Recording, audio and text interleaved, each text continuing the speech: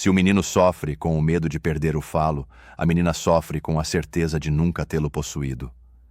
Permita-me retomar a investigação. E se agora me detenho no enigma feminino, não o faço por distração de seu mistério, mas porque o percurso psicanalítico assim exige. Sempre me perguntaram por que a menina parece calar-se, por que seus sintomas se disfarçam sob véus mais sutis, e por que a própria teoria parece às vezes lhe oferecer menos voz.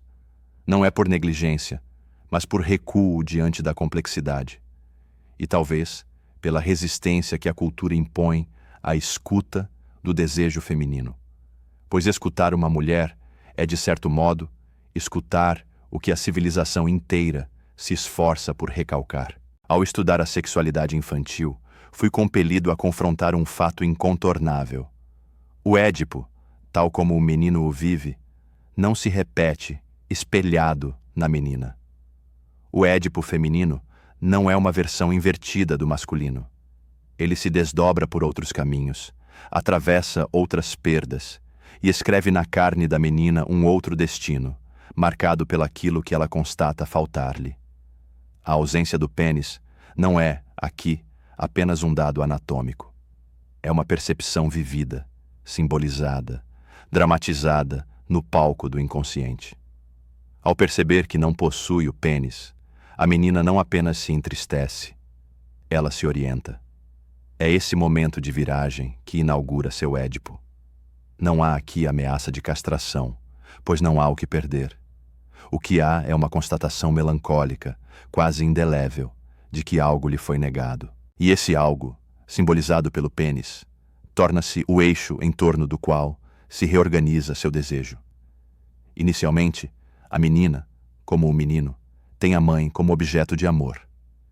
É a ela que se dirige seu afeto, seu apelo, sua dependência. É com ela que se enlaça simbolicamente nos primeiros anos. Mas, ao perceber que a mãe, como ela própria, também não possui o falo, a menina acusa a mãe, sim, acusa, de ser culpada por essa ausência. E a decepção se instala. A mãe, que outrora fora objeto de amor, torna-se agora a devedora, a que não deu o que deveria. A perda simbólica, portanto, não é apenas vivida como falta, mas como uma injustiça. A menina se sente privada. E o que segue é uma tentativa psíquica de reparação. É nesse momento que o pai se inscreve como figura central. Se a mãe não possui, o pai talvez possua. E se possui, pode talvez doar. O movimento que se inicia, então, é o de uma transferência de objeto. Do amor pela mãe, a menina passa ao amor pelo pai. Mas atenção, não se trata apenas de uma escolha afetiva. Trata-se de uma estratégia psíquica. O amor pelo pai surge como tentativa de obter dele aquilo que a mãe não pôde dar. O pênis aqui se transforma no bebê. O filho torna-se substituto simbólico do falo. Desejar um filho do pai é desejar o pênis, não em sua forma anatômica, mas como representação do poder, do valor, do reconhecimento social. Eis, portanto, que o desejo da menina se desdobra em duas vias: amar o pai e desejar um filho dele. E nisso, como sempre, o desejo se embaraça ao interdito. Pois amar o pai, tal como o menino ama a mãe, é também incorrer na proibição. O pai é o portador da lei e, ao mesmo tempo, o objeto do desejo. Desejá-lo é desafiar a ordem, é ocupar o lugar da mãe, é querer tornar-se a mulher do pai. E é nessa ambiguidade que o recalque se impõe. O recalque da feminilidade nasce aí. Diante da impossibilidade de realizar o desejo incestuoso, a menina recua, silencia, recalca. A feminilidade, que antes se esboçava como amor e busca de reparação, agora se esconde, se mascara, se dobra ao superego. Mas aqui encontramos outro dilema. O superego feminino não se estrutura da mesma forma que o masculino. E talvez essa seja uma das mais profundas controvérsias de minha obra. Para o menino, a saída do Édipo se dá pela identificação com o pai, pelo medo da castração e pelo abandono do desejo incestuoso. O superego que daí resulta é firme, severo, modelado pelo interdito. Já para a menina, a ausência de uma ameaça equivalente à castração, somada à mudança de objeto e à complexidade do recalque da feminilidade, torna a formação do superego mais tênue, mais branda. Muitos me criticaram por essa formulação, acusando-a de reduzir a mulher a uma posição de menor exigência moral. Mas o que descrevi não foi um juízo de valor, foi uma constatação clínica. O superego da mulher, por vezes, não é menos exigente, mas opera de outra maneira, menos pautado pela rigidez da lei e mais pelos afetos internalizados na relação com os pais. Há, no feminino, uma oscilação entre a culpabilidade difusa e a idealização do amor. A mulher, muitas vezes, não se julga por uma lei explícita, mas por um ideal de relação, por um modelo amoroso que, se frustrado, gera angústia e culpa. O ideal do eu feminino, portanto, parece mais sensível à perda do amor do que à quebra de uma norma. E é nesse ponto que a psicanálise revela a ferida cultural.